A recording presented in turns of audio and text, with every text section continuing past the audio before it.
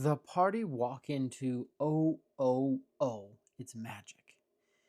And first of all, Rue and Rowan are just kind of enjoying the atmosphere. They're walking around seeing the magic items, and Vex and Ether ask, "What's the security like in this place?" Uh-oh, we know where this is going.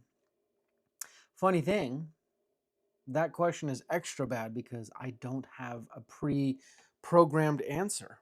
I didn't think about this. I didn't think, what if my party wants to steal something? In fact, I didn't even think about it's magic at all. I've made this whole thing up. Yet this could turn out to be one of the worst situations for me because my party could eventually steal magic items that could put them that could essentially let them hit way above their pay grade, way above their class. Welcome back to How to Be a Better DM. This is the show for dungeon masters who are just dying to have a better game without dying through spending tons and tons and tons and tons of time learning how to be a better dungeon master. I'm your host, Justin Lewis. I've been doing this for a while, probably not long enough, as you could tell by that intro, but um, like I said, I've been doing this for 200 plus episodes now, panels, videos, through this podcast, I've actually helped thousands of dungeon masters like you improve their game through simple tactics. And if you didn't get the sense from the hook of today's show, today we're talking about magic shops. So shops where you can get magic items. If you're new to the show, uh, that's what we do. We try to help you tell better stories, play better games, have more fun at the table. Also, you got to know that we don't do a lot of editing. We just keep it loose and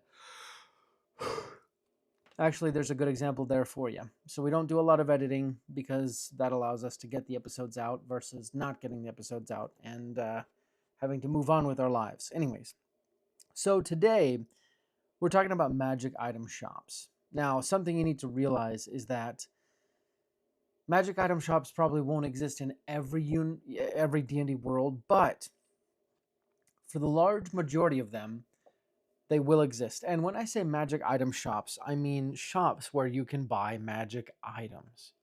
Now, one thing you need to think of when I guess maybe I should back up. You need to prepare this type of scenario because if you are caught unaware, your players will either suss out that you weren't prepared and they'll feel like it was kind of cheating them, or they won't necessarily, or they'll take advantage of you, right? And they'll get those magic items that are, well, that are way too big, right? Also, sorry if I make you yawn. I have a severe yawning problem. Also, it's 10 o'clock at night, so doing what I can. Anyways, magic item shops are incredibly important to prepare. One, because it can really improve the ambiance of your game. So if you have a well thought out magic item, it can feel incredibly immersive. And it can let the party feel like they get their pick of magic items, even though they are technically pre-programmed sometimes. Anyways, I digress. So the first thing I wanted to talk about today, probably the most important thing, is whether you will allow, well, not whether you allow, but stealing magic items from magic shops. Okay, and this is going to be a big thing for a lot of groups. A lot of groups will have rogues or people who just like stealing stuff. The two characters I mentioned at the beginning of today's session, Vex and Ether, those were real characters in one of my real campaigns, and that was exactly what happened. They were like, "What's the security like in this place? Like, do they have guards? Do they have cameras? Like, what do they got?" And I had to think of something on the fly. So I don't want you to have to make that same mistake. Uh, so first thing you can institute in every magic item shop is guardians, okay? And every magic item shop will have guardians, even if it's just the person running the shop. In the case of Vex and Ether, I created these constructs that were kind of standing by the door. They looked like statues. That's what I told them they were. But essentially they would come alive and they would come find you wherever you were, as long as you had the magic item in question that you stole. And they would find you and then they would just fight you, essentially. And it was kind of funny because he essentially bartered that magical item that they stole away to someone else who they didn't like. And then, anyways. So, Guardians. The problem with Guardians alone is that there is always the chance that your party either, just outsmarts you, right? So, in the case of the Guardians I chose, the Guardians were way too OP that they would honestly kill the party before the party, you know, decided to turn in the ring that they stole or whatever. So it was almost like they stole and called my bluff, right? I had to delay the punishment until a time when they could handle it and not completely die. Obviously, that was my fault, but at the same time, a, a shop with that kind of level of magic items would naturally have pretty grave security measures. So, with your guardians, you need to make sure it's very clear up front what happens if they steal and what the consequences are. So that way, hopefully, it deters them. But also make sure that there's a fail state. Like in my case, I think I could have done something like have the guardians approach them and say, "Return the contraband or be destroyed," right, and give the party a chance to make amends. The Probably the easiest way to do it is the items just are not on display, at least the real ones. And I actually get this idea from the book NPCs. Well, it's not the book NPCs, it's Going Rogue, which is in the series by Drew Hayes that starts with NPCs. It's a great book. You should definitely read it. It's a lit RPG book. Anyways, in that book, they go through a town and like there's a trader with them, and the trader's like, "Yeah, this magical items that you see here on the streets, these aren't real because no magic item would just be hanging out for anyone to see or steal." So I love the idea of a store where, maybe there's a catalog or like the entire store is outfitted with the minor illusion spell where it can display the items and maybe give you a description. And, then when you're interested or serious and you provide proof of funds, then you can actually handle the magic item or things like that, right?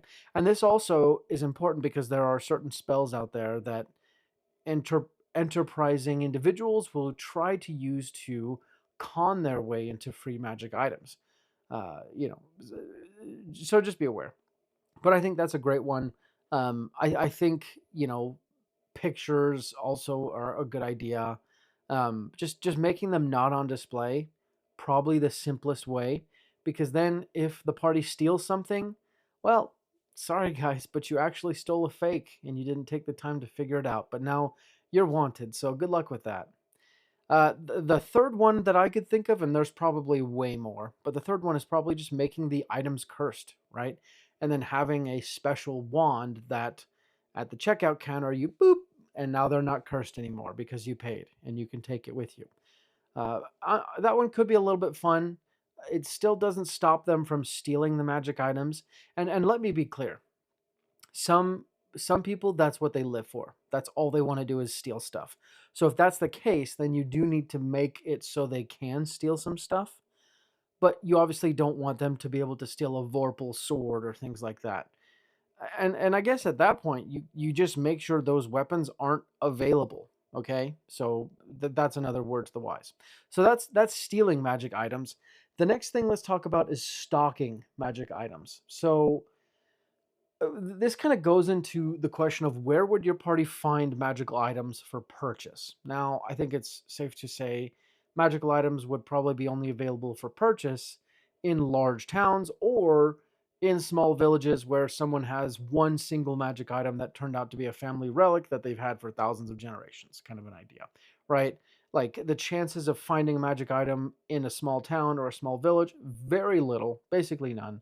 In a big city, it's much higher, but you also need to think about where those will be. from an economic standpoint, right?